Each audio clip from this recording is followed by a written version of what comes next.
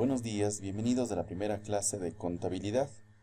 Mi nombre es Esteban Osorio y vamos a iniciar con unos temas bastante importantes, partiendo pues desde principios generales, un poquito para entender los conceptos y obviamente normas principales para una contabilidad eficiente dentro de nuestra empresa.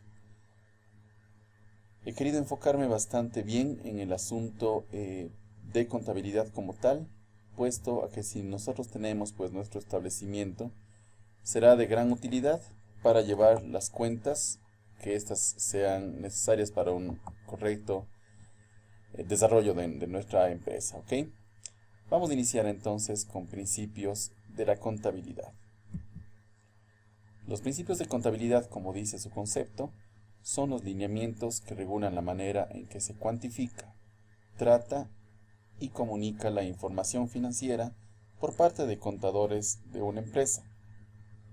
Esto indica plenamente que toda la información que nosotros tenemos dentro de lo que significa números, obviamente debería ser cuantificada en tema de cantidad, cómo se trata en medida de lo que se va desarrollando en cuanto al concepto de cada uno de estas cifras o valores, y obviamente la comunicación o la información financiera que nosotros como contadores o como personas que llevamos contabilidad dentro de nuestra empresa debemos ofrecer tanto a clientes como a personal que se encuentra trabajando con nosotros.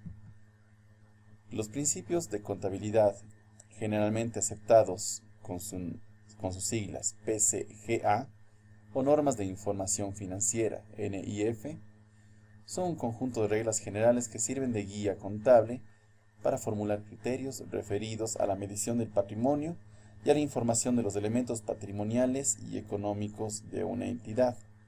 Vamos a partir de estos dos conceptos para iniciar o para entender un poquito más precisamente a lo que nos queremos referir en cuanto a llevar una contabilidad plenamente aceptable con todos sus principios, obviamente, que aquí se mencionan.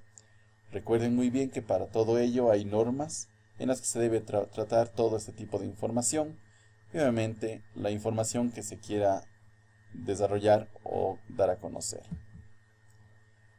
Dentro de los principios contables, como bien mencionaba, la información contable debe tener las siguientes características para ofrecer una imagen fiel del patrimonio. Vamos también a considerar un poco los conceptos que aquí se mencionan.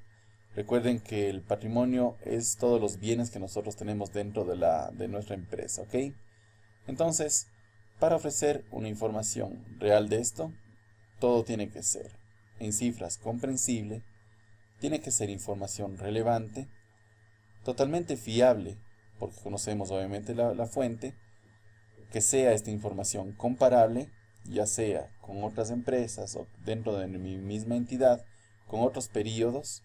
Además, debe ser una información oportuna y también toda esta información tiene que ser verificable.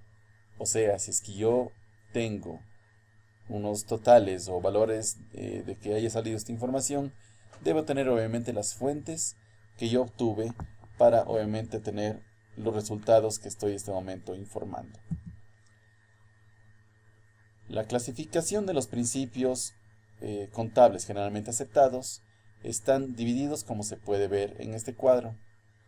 Obviamente vamos a dividirlos en los postulados o principios básicos y también los principios generales. Dentro de los postulados o principios básicos vamos a tener a equidad y pertinencia, y dentro de los principios generales una subdivisión que va en supuestos derivados del ambiente económico, que será la entidad, el énfasis en el aspecto económico, la cuantificación y la unidad de medida que nosotros estemos llevando. Vamos a hacer uso entonces de esta información en esta primera parte. Como postulado o principio básico, este constituye el fundamento para la formulación de los principios generales que habíamos visto en un principio. Es aquí donde se determina que la contabilidad no puede perjudicar a un patrimonio en beneficio de otro. Y aquí entran estos dos conceptos, pues, en tema de equidad y pertinencia. Partiendo entonces de lo básico, vamos al tema de equidad. Los estados financieros, como ya habíamos dicho, deben estar libres de influencia o sesgo indebido y no deben prepararse para satisfacer a persona o grupo determinado con detrimento de otros. Este principio es en el fondo es el postulado básico o principio fundamental a que está subordinado el resto. Esto indica que el tema de equidad, recuerden que la palabra mismo lo indica, equidad significa a que todos tienen que obtener por igual, ya sea información o beneficio como tal. Todos en general, no puede ser para satisfacer netamente a una sola persona o un grupo determinado, como podremos ver en ejemplos posteriormente. Aquí, por ejemplo, si tenemos una utilidad de $100 eventualmente ganada en un mes, vamos a hacer como si tuviéramos nosotros únicamente 3 socios que se pueden observar aquí: Carlos, José y Juan. Si a un inicio Carlos aportó para que se ponga en marcha este negocio por 40% de utilidad, José aportó en un 35% y Juan en un 25%, basándonos en el principio de equidad. Obviamente, si teníamos, ya le habíamos dicho, una utilidad de $100, al final del periodo, de acuerdo al porcentaje que ellos han entregado, obviamente, se supone que Carlos, al entregar 40% de utilidad, recibirá $40 de este beneficio. José, si eventualmente otorgó un 35%, obviamente rescataría $35 de la utilidad de $100. Y Juan, que otorgó en un principio 25%, recibirá obviamente $25. Nuevamente reitero, si esta utilidad, como ejemplo, hubiera sido de $100. Dentro del postulado o principio básico del que estamos hablando, vamos al de pertinencia. Este principio exige que la información contable tenga que referirse o estar útilmente asociada a las decisiones que tiene como propósito facilitar a los resultados que desea producir, ¿verdad? Entonces, aquí se tiene que la información de la contabilidad financiera logre el objetivo de ser útil para la toma de decisiones económicas. Este principio, obviamente, se divide en 3 categorías dentro de los principios generales: los supuestos derivados del ambiente económico, los principios para cuantificar las operaciones y principios aplicables a los estados financieros. Recuerden, y haciendo una pausa en este momento, vamos a tener varias palabras que eventualmente no entran dentro de nuestro concepto que al momento estamos indicando.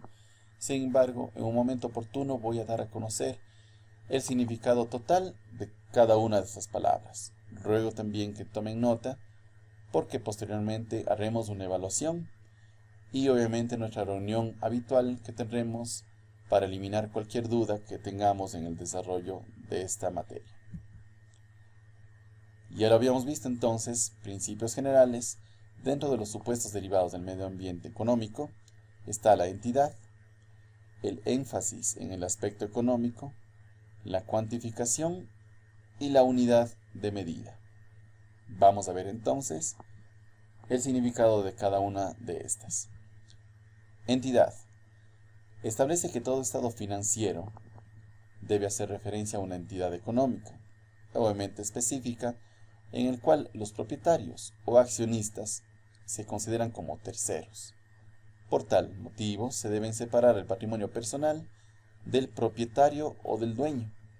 Justamente este patrimonio que es personal debe ser separado del patrimonio de la entidad como tal, o sea, de la empresa. Recuerden ustedes que, bueno, igual posteriormente vamos a estar verificando todos estos temas con ejemplos muy prácticos. Para poner un ejemplo sencillo, en el reparto de utilidades, por ejemplo, aquí entra este principio, que es el principio de entidad, en donde el reparto de utilidades va dirigido en forma personal para cada uno de sus empleados y en forma de entidad netamente para las ganancias de la empresa como tal, junto con todos sus socios.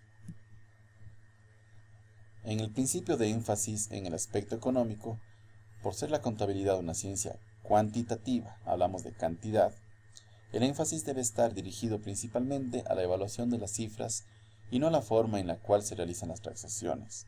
Esto indica que netamente obedecerá a los resultados que yo tenga en determinado periodo de tiempo. El aspecto económico debe estar por encima de cualquier circunstancia o situación, por lo cual la contabilidad mide necesariamente los valores financieros que son generados por las transacciones de carácter económico. Ustedes saben muy bien que dentro de una empresa, netamente la contabilidad es el pilar fundamental para que se ponga en marcha un adecuado desarrollo de la misma, ya que la contabilidad obedece netamente hasta al estar bien o ser proactivos y obviamente o si no a tener un déficit en nuestro dinero. Dentro del principio de cuantificación, este principio ratifica las definiciones de la contabilidad como una ciencia que expresa en términos de dinero hechos económicos que afectan una entidad. Por ejemplo, el registro de cualquier transacción hace referencia a este principio, ya sea una venta, una compra o pago de gastos, etc. Netamente hablamos de cuantificación de cantidad. En el principio de unidad de medida, este principio establece que para registrar los estados financieros se debe, primero que nada, tener una moneda común, la cual es generalmente la moneda legal del país en que funcione el ente, o la entidad, la empresa, en nuestro caso, el dólar estadounidense. Vamos a mencionar también aquí algunos enunciados que son como claves para esta parte. A una o más cuentas deudoras corresponden siempre una o más cuentas acreedoras por el mismo importe. Las pérdidas se debitan y las ganancias se acreditan. Ya vamos a seguir explicando también esto. La partida doble. La regla de la partida doble define que en cada asiento contable intervienen al menos dos cuentas contables. Esas dos cuentas contables que al menos debe haber en esta partida doble debe ser el debe y otra el haber. La suma de las partidas registradas en el debe coincidir con la suma de las partidas registradas en el haber. El método contable de la partida doble se basa en la idea de que no hay deudor sin acreedor. Obviamente no hay una persona que adquiera sin contraer una deuda, ¿verdad? Y viceversa. Todo hecho económico tiene su origen en otro hecho del mismo valor, pero de naturaleza contable. Por ejemplo, cuando realizamos una compra de mercaderías, se producen dos movimientos en la contabilidad. Por un lado hay una salida de dinero por el haber y por otro una entrada de mercaderías por el debe. Recuerden muy bien que dentro de conceptos, el debe son aumentos de activo, disminuciones de pasivo y disminuciones de patrimonio. Ya vamos a ver estos conceptos más detalladamente. Y en el haber son las disminuciones de activo, aumentos de pasivo y aumentos de patrimonio como tal. En resumen, el sistema de partida doble es el método o sistema de registro de las operaciones más usado en la contabilidad. Cada operación se registra dos veces. Recuerden que una en el debe y la otra en el haber, con el fin de establecer una conexión entre los diversos elementos patrimoniales. La notación que involucra las dos partidas, debe y haber, se denomina asiento contable. Este sistema se asemeja a una balanza en equilibrio, ya que dentro de un asiento contable, mencionaba yo aquí, la suma de los dos conceptos del debe y del haber siempre tienen que ser iguales. Eso es todo en esta primera clase de contabilidad. Recuerden que, como bien les decía, hemos tocado varias palabras o varios conceptos que al momento ustedes deben entrar en duda. Sin embargo, en el transcurso de este desarrollo de la materia, vamos a irlos identificando poco a poco. Recuerden que esta es una materia a la que no hay que tenerle miedo, por el contrario, considerarla muy importante en el desarrollo de nuestras actividades comerciales y empresariales.